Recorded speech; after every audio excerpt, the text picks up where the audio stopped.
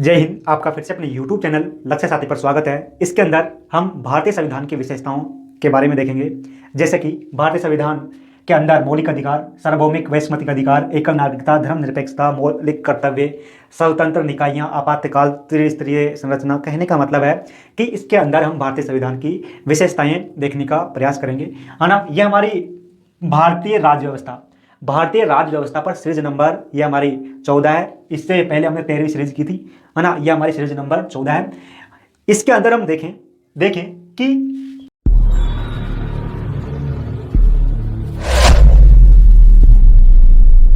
हमारे मौलिक अधिकार भारतीय संविधान की विशेषताओं में से एक है। मौलिक अधिकार तो हमारे संविधान है, जो हमारा संविधान है, इस संविधान के अंदर वर्तमान में 6 मौलिक अधिकार है। भारतीय संविधान के अंदर 6 मौलिक अधिकार वर्तमान में है, जैसे कि समानता का अधिकार अनुच्छेद नंबर 14 से लेकर 18 के अंदर समानता का अधिकार है, यानी कि सभी को धर्म, लिंग, आधार, जाति, इन सभी के परे रखकर सभी को समान समझा जाएगा। किसी प्रकार का किसी के साथ भेदभाव नहीं किया जाएगा। इसी के साथ स्वतंत्रता का अधिकार भारतीय संविधान के अनुच्छेद 19 से 22 के मध्य है। इसके अंदर सभी लोगों को स्वतंत्रता का अधिकार है ना, सभी प्रकार की स्वतंत्रता का अधिकार है।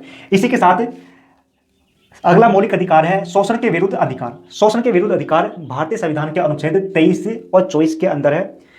शोषण के विरुद्ध किसी भी व्यक्ति के साथ किसी प्रकार का शोषण नहीं किया जा सकता। यदि उसके पास उसके खिलाफ शोषण होता है तो उसका एक मौलिक अधिकार है कि उसका शोषण ना हो।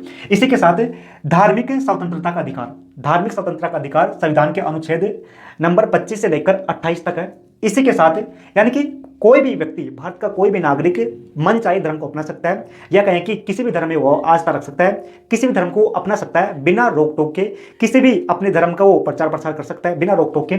इसी के साथ संस्कृति व शिक्षा का अधिकार, अगला मौलिक अधिकार शिक्षा का अधिकार है कि जो शिक्षा का 14 से वर्ष के आयु कम बच्चों को जो कोई शिक्षा का अधिकार दिया गया है, ये शिक्षा का अधिकार अनुच्छेद नंबर जो कि 29 से लेकर अनुच्छेद नंबर 29 और 30 के अंदर शिक्षा या कहेंगे सांस्कृतिक अधिकार है। इसी के साथ संवैधानिक उपचारों का अधिकार अनुच्छेद नंबर 32 में है, यानी कि इन मौलिक अधिकारों का यदि उल्लंघन होता है, या कहेंगे किसी व्यक्ति के इन मौलिक अधिकारों का यदि उल्लंघन होता है तो सीधे सुप्रीम कोर्ट में जा सकता है, यानी कि अपने जो अधिकार है उन अधिकारों की रक्षा करने के लिए वो सीधा सुप्रीम कोर्ट में जा सकता है। तो संवैधानिक उपचारों के अधिकार से संबंधित अनुच्छेद नंबर 12 है। तो वर्तमान में भारतीय संविधान में नागरिकों को 6 मौलिक अधिकार दिए गए हैं, जैसे कि समानता का अधिकार, स्वतंत्रता का अधिकार, शोषण के विरुद्ध अधिकार, धार्मिक स्वतंत्रता का अधिकार, सांस्कृतिक व शिक्षा का अधिकार, संवैधानिक उपचारों का अधिकार। लेकिन वर्तमान में भारतीय संविधान में 6 मौलिक अधिकार है, लेकिन जब संविधान बना था, या कहें कि जब संविधान बना था, तो उस समय मूल संविधान में नागरिकों को 7 मौलिक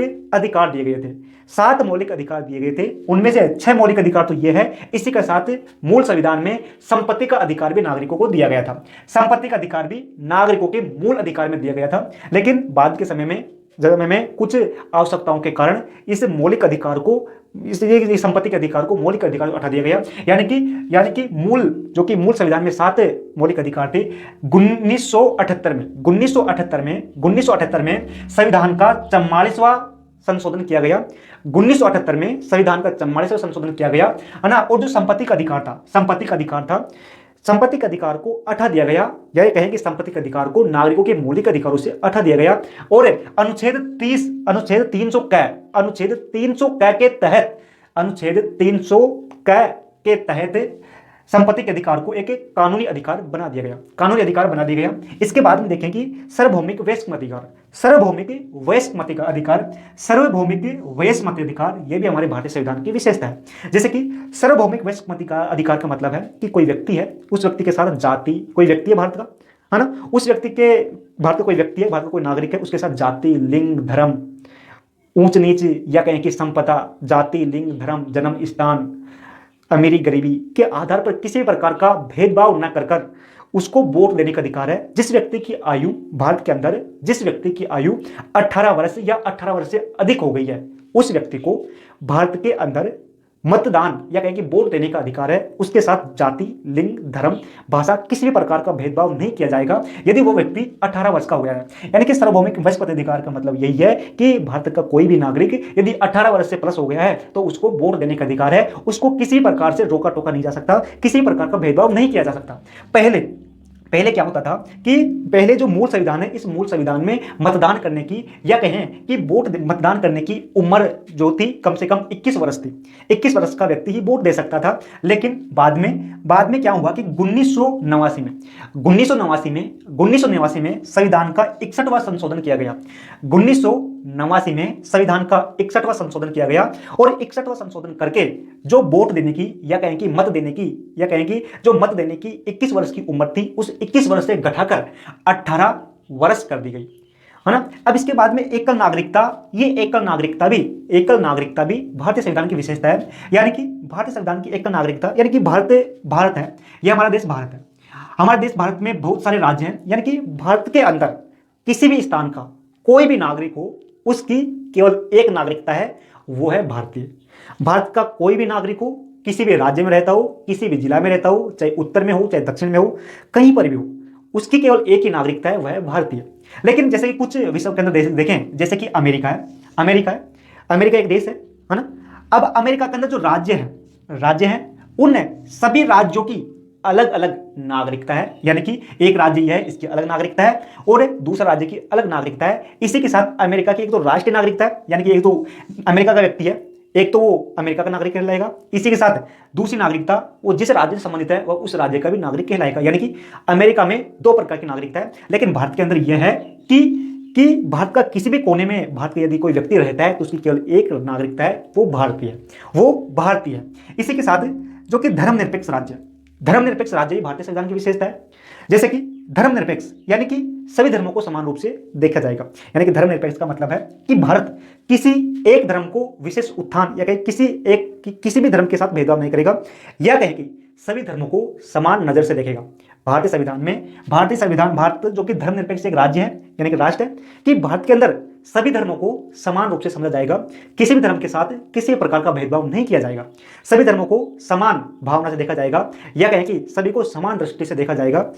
इसी भारत के अंदर हिंदू भी है, हिंदू को भी समान नजर से देखा जाता है। मुस्लिम भी है, मुस्लिम को भी समान नजर से देखा जाता है। इसी के साथ बौद्ध और जैन या कहें कि सिख भी है, इन सभी को भारत के अंदर समान नजर से देखा जाता है। किसी प्रकार का भेदभाव नहीं किया जा सकता है। कहने का मतलब है भारत का कोई भी राष्ट्रीय धर्म नहीं है। जैसे हमारे पड़ोसी देश पाकिस्तान को देखें तो पाकिस्तान का जो कि राष्ट्र धर्म इस्लाम है, या कहें कि इस्लाम पाकिस्तान का राष्ट्रीय धर्म है। इसी प्रकार भारत का किसी प्रकार का कोई राष्ट्रीय धर्म नहीं है। यानी कि भारत के अंदर एक धर्मनिरपेक्ष राज्य है। भारत सभी धर्मों को आश्रय देता है, किसी के साथ किसी प्रकार का भेदभाव नहीं करता। इसी के साथ देखें कि मौलिक कर्तव्य नागरिकों को भारतीय संविधान में मूल रूप से किसी प्रकार का मौलिक कर्तव्य, यानी कि मौलिक कर्तव्य के मतलब है कि नागरिकों के कुछ कर्तव्य हैं जो कि दिए गए हैं। मूल संविधान में नागरिकों को किसी प्रकार के कोई कर्तव्य नहीं दिए गए थे, या कहें कि मूल संविधान में कर्तव्यों के कोई उल्लेख नहीं देखने को मिलता है। मूल जो संविधान है, इस मूल संविधान में मौलिक कर्तव्यों का हमको किसी प्रकार का कोई उल्लेख देखने को नहीं मिलता है। लेकिन एक श्रवण समिति एक भारतीय मूल संविधान में किसी प्रकार के मौलिक कर्तव्यों का उल्लेख नहीं है। लेकिन श्रवण सिन्हा समिति सिफारिश करती है। सिफारिश करने के बाद में, इस समिति के सिफारिश करने के बाद में सन 1996 में संविधान का 42वां संविधान संशोधन होता है। सन 1996 में संविधान का 42वां संविधान संशोधन होता है। 42वां संविधान संशोधन करके संविधान के अंदर नागरिकों के 10 मौलिक कर्तव्य जोड़े जाते हैं। इसी के साथ 2002 में 86वां संविधान संशोधन में एक और नागरिकों के मौलिक कर्तव्य जोड़े जाते हैं, यानी कि कुल मिलाकर 11 कर्तव्य हो जाते हैं। इसी के साथ मौलिक कर्तव्य हैं, जो नागरिकों के मौलिक कर्तव्य हैं, ये नागरिकों के मौलिक कर्तव्य अनुच्छेद 51 क के अंदर है। भारतीय संविधान के अनुच्छेद 51 क के अंदर है। अब 51 क के अंतर्गत इसके अनुसार नागरिकों के कर्तव्य हैं कि नागरिक भारतीय संविधान का सम्मान करे, आदर करे। इसी के साथ नागरिक भारतीय जो राष्ट्र ध्वज तिरंगा है, इसका सम्मान करे, इनके प्रति आदर करे, राष्ट्रगान का सम्मान और आदर करे। इसी के साथ राष्ट्रीय संप्रभुता, यानी कि राष्ट्रीय संप्रभुता बनाए रखे, साथ ही भारत में एकता बनाए रखे। इसी के साथ कर्तव्य है नागरिकों का कि भारतीय भाईचारा के साथ रहे। लेकिन जो ये कर्तव्य हैं, जो मौलिक कर्तव्य है, इन मौलिक कर्तव्यों को नागरिकों के मौलिक अधिकार की तरह लागू नहीं किया जा सकता, है ना। इसी के साथ फिर अगला एक हमारे संविधान की विशेषता है कि राज्य के नीति निर्देशक तत्व सिद्धांत, राज्य के नीति निर्देशक सिद्धांत, यानी कि राज्य के जो नीति निर्देशक सिद्धांत है, इसका जो कि सामान्य मतलब है कि राज्य का विकास करना, या कहें कि राज्य के लोगों की शायद नीतियां चलाना, नीतियां के मतलब कि जैसे कुछ योजनाएं चलाना जिससे जनता का भला हो, है ना। लेकिन सरकार बाध्य नहीं है इस योजना चलाने के लिए, लेकिन ये अपेक्षा की जाती है कि राज्य के नीति निर्देशक तत्व सामाजिक कल्याण, समाज के आर्थिक, इसी के साथ सामाजिक कल्याण के लिए लोकतंत्र को बढ़ाना, इसी के साथ कल्याणकारी योजनाएं चलाना, या कहेंगे कल्याणकारी कार्य करना इस राज्य के नीति निर्देशक तत्वों के उद्देश्य है। इस राज्य के नीति निर्देशक तत्वों को भी जो कि कानून रूप से लागू नहीं किया जा सकता। यदि सरकार चाहिए तो ऐसी नीतियां बना सकती है, यदि वो नहीं चाहती है तो नहीं बना सकती। तो जो कि राज्य के नीति निर्देशक तत्वों को भी कानूनी रूप से लागू नहीं किया जा सकता। इसके बाद में हमारे जो संविधान की विशेषता है कि स्वतंत्र निकाय। स्वतंत्र निकाय क्या है? स्वतंत्र निकाय का मतलब यह है कि हमारा संविधान जब संविधान बनाया गया तो संविधान के अंदर कुछ स्वतंत्र संस्थाएं भी बनाई गई जो कि स्वतंत्र, जैसे कि कार्यपालिका, संसद, इन सभी से अलग रहकर अपना कार्य कर सके।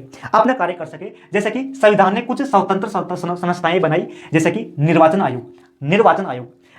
आयोग का कार्य है कि जो संसद है, संसद, राज्य विधानमंडल, राष्ट्रपति और उपराष्ट्रपति का चुनाव इस निर्वाचन आयोग जो करता है। अब ये निर्वाचन आयोग इनका चुनाव करता है, तो इसके लिए आवश्यक है कि इन सभी से मुक्त रहे, इसलिए संविधान निर्वाचन आयोग को स्वतंत्र निर्वाचन आयोग की स्थापना करता है। इसी के साथ जो कि संविधान है, ये संविधान एक और, जैसे कि महालेखाकार जो कि संस्था की स्थापना करता है, या कहें कि महालेखाकार। अभी जो महालेखाकार है ये राज्य और केंद्र के जो खर्चे होते हैं, इन खर्चों का लेखा जोखा रखता है, या कहें कि हिसाब किताब रखता है। साथ ही राज्य और केंद्र जो कि मनमाने से खर्चा नहीं करे, इनका नियंत्रण भी ये महालेखाकार करता है। इसी के साथ देखें कि हमारा संविधान है, इस संविधान ने जो बड़े पद है, उन बड़े पदों की नियुक्ति के लिए जो कि कुछ संस्थाएं बनाई, जैसे कि संघ लोक सेवा आयोग यानी कि UPSC, union public service commission.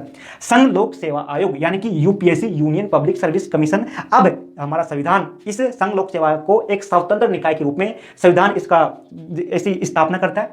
अब जो ये संघ लोक सेवा आयोग है, या कहेंगे यूपीएससी है, ये यूपीएससी अखिल भारतीय सेवाओं और जो उच्च केंद्रीय भारतीय परीक्षाएं, केंद्रीय सेवाएं की जो परीक्षा है, उन बड़ी पोस्ट है, बड़ी जो जॉब है, या कहेंगे बड़ी जो सेवाएं हैं, बड़ी जो परीक्षा है, इनको निर्वाचन करवाती है संघ लोक सेवा आयोग। जैसे अखिल भारतीय सेवाएं, जैसे कि आईएएस यानी कि इंडियन एडमिनिस्ट्रेटिव सर्विस, है ना, IPS Indian police service, IRS Indian revenue service, IFS Indian foreign service. कहने का मतलब है कि जितनी भी बड़ी पोस्ट है इंडिया लेवल की, इनकी स्थापना यूपीएससी करवाता है।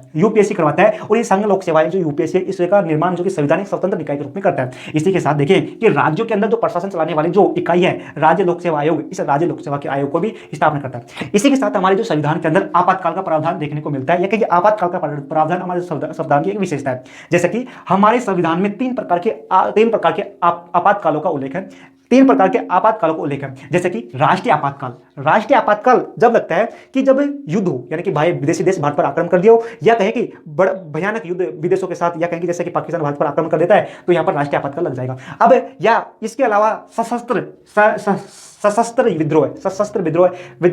विद्रोह के कारण अशांति उत्पन्न हो जाती है, तब राष्ट्रीय आपातकाल लगाया जा सकता है अनुच्छेद 352 के अनुसार। इसी के साथ एक दूसरे प्रकार का आपातकाल वो है कि राज्य आपातकाल को हम राष्ट्रपति शासन के रूप में भी जानते हैं, कि यदि राज्यों के अंदर संवैधानिक तंत्र यदि असफल हो जाए, या कहें कि राज्य केंद्र की बात ना माने, तो क्या होता है कि राष्ट्रपति शासन लागू हो जाता है, राष्ट्रपति शासन जो कि अनुच्छेद 365 के अनुसार। इसी के साथ एक प्रकार का आपातकाल हुआ है कि वित्तीय आपातकाल, कि देश के अंदर वित्तीय संकट आ जाए तो वित्तीय आपातकाल लगाया जा सकता है अनुच्छेद 360 के अनुसार। अब जब ये आपातकाल लगते हैं, जैसे कि राष्ट्रीय आपातकाल हो गया, राज्य आपातकाल, या कहेंगे राष्ट्रपति शासन हो गया, वित्तीय आपातकाल, तो इनके अंदर जो कि सारी शक्ति केंद्र के पास आ जाती है, केंद्र जो चाहे वो कर सकता है, या कहें कि केंद्र राज्यों को अपने साथ नचा सकता है। इसी के साथ देखें त्रिस्तरीय सरकार, यानी कि सरकार का 3 भागों में बटा हुआ, 3 स्तरों पर बटा होना, जैसे कि हमारा जो कि संविधान, जो कि सरकार है भारत के अंदर, जो 3 स्तरों पर बटी हुई है, जैसे कि केंद्र, सेंटर, ऊपर केंद्र सरकार, है ना, जिसका नेतृत्व प्रधानमंत्री या पीएम करते, वर्तमान में मोदी करता है। इसी के साथ जो कि राज्य लेवल पर राज्य सरकार, जिसका प्रधानमंत्री मुख्यमंत्री जिसका नेतृत्व मुख्यमंत्री करता है। इसी के साथ स्थानीय सरकारें, या कहेंगे जिला लेवल की सरकारें। भारत का जो मूल संविधान है, इस भारत के मूल संविधान में केवल केंद्रीय सरकार और राज्य सरकार, इन दोनों का ही उल्लेख है, या कहें कि जो कि भारत का मूल संविधान है, ये भारत का मूल संविधान केंद्र सरकार और राज्य सरकार, इन दोनों की स्थापना करता है। लेकिन बाद में क्या हुआ, बाद में एक संविधान संशोधन होता है, जो कि 1992 में एक संविधान संशोधन होता है ना, 1992 में संविधान संशोधन होता है। एक तो 73वां संविधान संशोधन और 74वां संविधान संशोधन। 73 और 74वें संविधान संशोधन के द्वारा जो स्थानीय सरकार है, इन स्थानीय सरकारों की व्यवस्था की जाती है। 73वें संविधान संशोधन के अंदर जो ग्राम प्रशासन या कहीं ग्राम प्रशासन या कहीं ग्राम जो सरकार है, इनकी व्यवस्था की जाती है। इसी के साथ जो 74वां संविधान संशोधन है, इसके अंदर नगर प्रशासन की व्यवस्था की जाती है। ऐसी तीन स्तरीय व्यवस्था विश्व के अंदर भारत के अलावा कहीं और देखने को नहीं मिलती है। इसके अंदर हमने देखा कि भारतीय संविधान की विशेषताएं कंप्लीट हो गई है। इससे पहले जो हमारी सीरीज नंबर 13 थी, इस सीरीज नंबर 14 इससे पहले की सीरीज नंबर 13 थी। इसके अंदर हमने जो कि संविधान की विशेषताएं से संबंधित 6 टॉपिकों पर बात की थी। आप उसको जाकर हमारे प्ले लिस्ट में देख सकते हैं, है ना। फिर वो यानी कि 13वीं सीरीज और ये 14वीं सीरीज ये मिलाकर भारतीय संविधान की विशेषताएं कंप्लीट होती है। ये ऑथेंटिक जानकारी है, इससे अधिक आपको जानकारी कहीं और मिल नहीं सकती। इसी के साथ ये सभी नोट्स के रूप में इस वीडियो के डिस्क्रिप्शन में टेलीग्राम चैनल के लिंक पर मिल जाएंगे। इसी के साथ आपको अच्छा लगा, यहाँ तक आप इसे देख रहे हैं तो अच्छा लगा होगा। अच्छा लगा हो तो इसको लाइक करना। लाइक करने से फायदा ये होता है कि हमारी इस वीडियो को यूट्यूब अन्य लोगों के पास भी भेजता है या कहीं सजेस्ट करता है। फिर मिलते हैं। जय हिंद। बता सकते हैं कैसे लगा। फिर मिलते हैं।